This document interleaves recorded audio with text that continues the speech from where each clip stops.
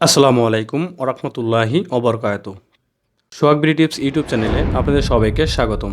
প্রিয় দর্শক, আমাকে এক ভাই মেসেঞ্জারে, আইফোনের মেসেঞ্জারে যদি কেউ কল করে তাহলে সেই কলটা আমি দেখতে পাই না, আমি কলটার সাউন্ডটা শুনতে পাই না।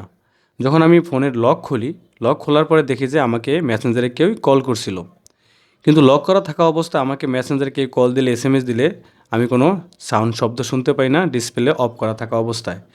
তো আজকের এই ভিডিওতে আমি আপনাদের এটাই শিখিয়ে দেবো।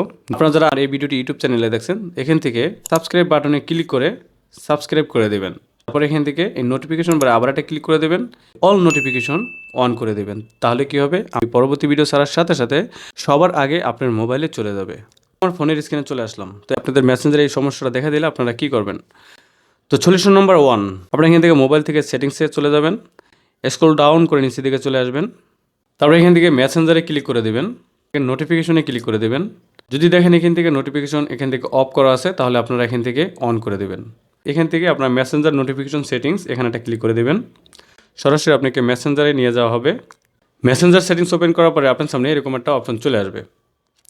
আসার পরে যে এখান থেকে আপনারা উপরের দিকে দেখতে পাবেন ডু নট ডিস্টার্ব।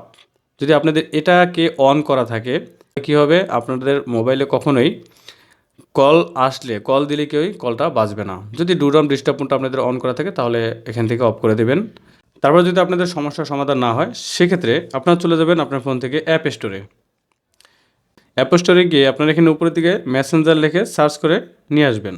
মেসেঞ্জার অ্যাপসটি আসার পরে যদি দেখেন আপনার এখানে আপডেট লেখা আছে, তাহলে অবশ্যই দ্রুত এখানে আপডেটে ক্লিক করে আপনার মেসেঞ্জার অ্যাপসটি আপডেট করে নেবেন।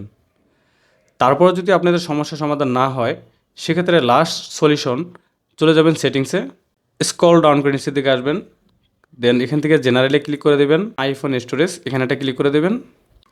তারপর স্ক্রল ডাউন করে নিচের দিকে আসবেন, এখান থেকে মেসেঞ্জারে ক্লিক করে দেবেন। তারপর এখান থেকে অফলোড অ্যাপস এখানে একটা ক্লিক করে অফলোড করে দেবেন।